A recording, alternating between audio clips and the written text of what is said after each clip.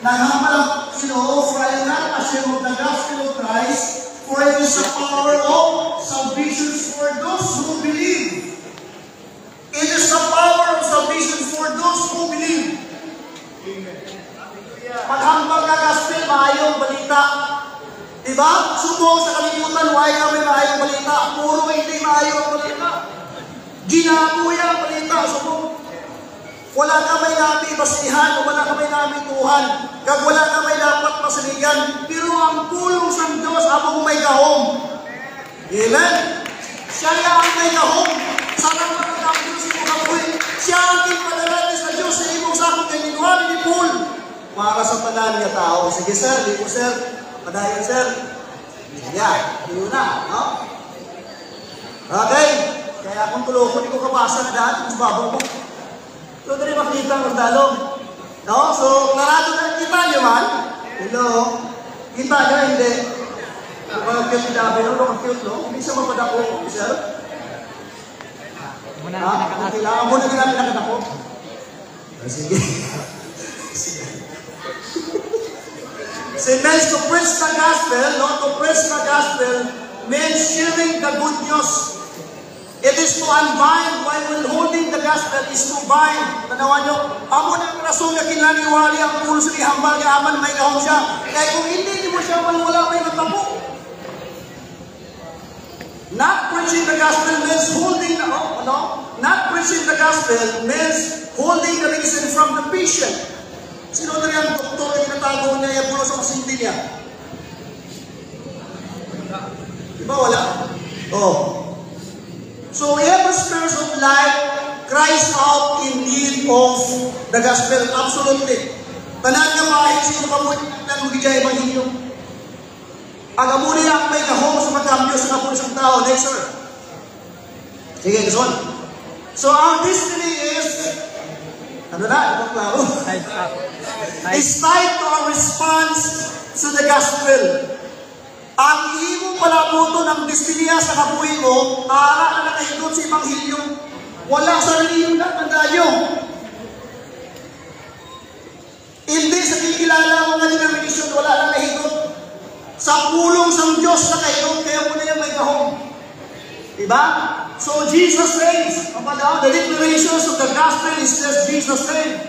He saves us from all the wrath, ang kaugos Ginoo, ang judgment, heal, bondage, the devil, and the darkness. So He saved us from dying in our, since pwede malisod yun tayo ang ato niya screen, para makita-kita ko man. Dahil sorry again, hindi ko kayo ka, okay, okay na. Sige, thank you again sir. Why ka na-assistant? Okay na. Basta may gapay lang siya na medyo takilig. Okay? So, ginuwas kita pagod sa kaugot sa Ginoo na wala pala ang tao makasalba sa kaugot sa Ginoo. Who can stand against the angel of the Lord? Ang bali Amos, wala. Wala sa mga makatindugda. Sige, next step. Okay? Hindi makita, no? Yeah. Okay?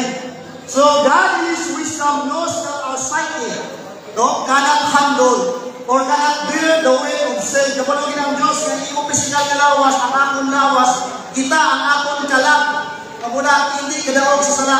It was cursed and tormented by our misdeeds. Ang mismo akong hindi maiipuan ang buwan na gapos. Just as it's wise to read the instructions manual before using your appliances. Ako na ginanato, no? It is wise to follow God's guidance for our lives.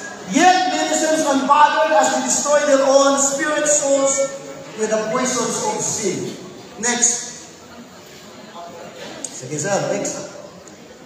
So, ara na kita ito, naging padala ang Diyos, According to Matthew chapter 1, verse 21, and He shall bring forth the Son, and He shall call His name Jesus, for He will save His people from their sins.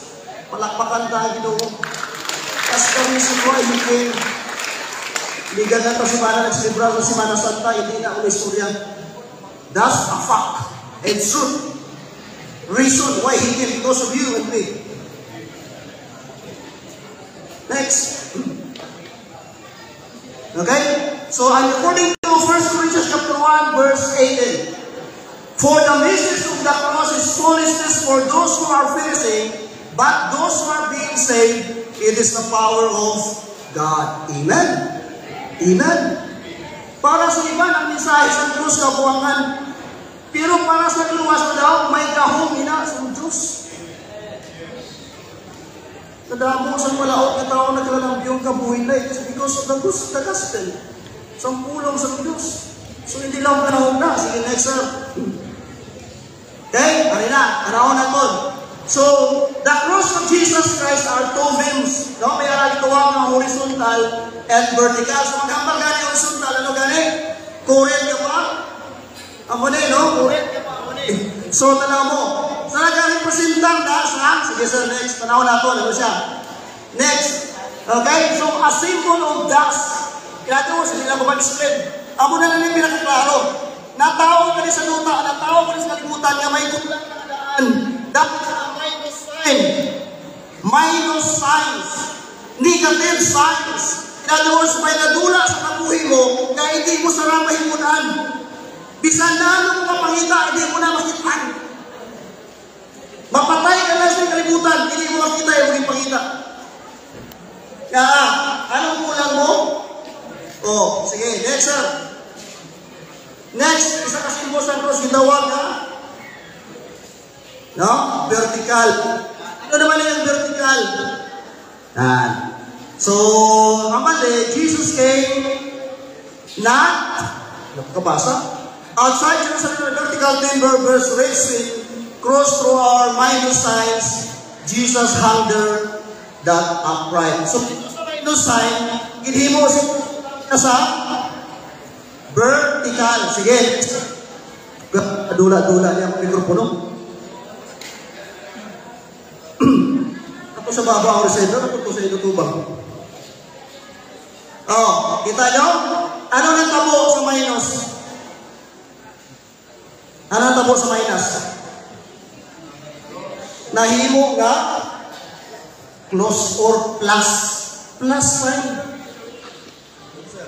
In other words, ang imo kulang, ang Diyos lang makapuno. Amen? Bisan usa mo mo pangita na sa talang butang din sa kalibutan kung wala na ang Diyos na. Success is not a success at all without acknowledging God sa life mo. Diba? Sunod. Ano makita sa sunod? Oh, ano na tamo sa ang class? Oh, nag-X na. No only so long, class, may emotion X. Ano natamo? In John chapter 10, verse 10. Diba ang pala, I have come that you might have life abundantly. Nagkari ko din, nagkanto ko din para makapunta sa kabuhin nyo may kabuganahan. In other words, ang atong Diyos, He is not only a God of addition, but He is also a God of multiplication. Amen? Maganda ang Diyos.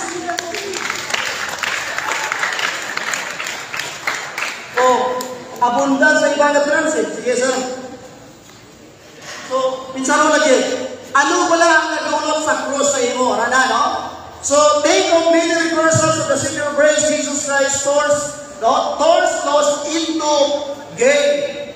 Tanawa, no? Lack into abundance and negativity into passivity, and night into light, hatred into love, bondage into freedom, failures into success, and sickness into health, weakness into strength, evil into righteousness, and so much more.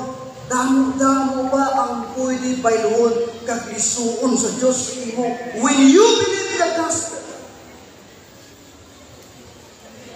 Next, sir. Ito, ano na, pamangkot. Preparado ka na. Magpasan sa imo krus. Yan. Sige, sir. So, the most powerful weapon in the world is the Word of God. Wala na sa ibanda. Bisan ano natin kahana sa tao sa ano nga pamagi. Kung wala ang ulo sino, wala ang nagyakong change. Hindi ginaya magbago. Mangdulo lang na, mamaligo, kung nagyakong maligo magwa. Diba? Pero kung ang Diyos tumutan mo ang puno sino, sarang magkambyo sa ibon nation. Dali lang matapos, adjutay na lang. So the greatest need on earth is to preach the gospel. O the goodness of the greatest need in the world is the need of the gospel. Kasi may ginawa niya may balita sa bukos kalibutan, di lang sa aton lugar. Kaya may ara siya gahumon kambyo sa kabuhi niya. Next. Yeah. Nila, tayo na lagi, no? May isa din kayo istorya, kapay mo na din istorya, no? So, may isa na engineer na kanto sa British, no? Ano pala? May isa dito ka Muslim nagpatindog sa ilang building. Kaginumbrala sa mga engineers kali sa mga British. After nila matapos, palikot nila ito 6 months. Kung may nagbuba pa ito, o may nagsalak sa kutaw, o may nag-pick-up. Ang istorya muna, in a British city, a contractor built a mosque, and it was customary for them to return after 6 months to correct any faults that might have developed. One door was taking, nagutok ang kwentahan. Di ba nagutok, kumalo? So, they sent the workman to fix the problem. However, the Muslim imam or the leaders refused to repair, explaining that the door was like that by the will of Allah and it should remain as it was na muna. Hindi na lang may patandog. Hindi na lang may paliwag. Ang aton Diyos wala amon eh? Hindi. Sige sir, next. Dinaluya kamaya muna. So Jesus leaves nothing sticking in wrong. If anything is changing, He will change. Kung ginagawa kambyo, mayroon sa Diyos, no? And His will is never fulfilled. Wala kami makita kasayo sa Diyos. Amo na nga ang gospel galing, kapatatlong sa kabuhi sa tao. No? Kapaliso sa tao sa insakto yung pagkabuhi. Next. So isa sa mga rason, tanawan nyo, Satan's greatest weapon is man's ignorance of God's word. Ginapapatik na, patik ako na, sinulat ko na ito, papel mo na. Mga lagpong kaliter sa Amerika, katingdong sa pulo sa Diyos. America was built by the Christian believers by doing what is right and written in the Bible. That's why they become great nation.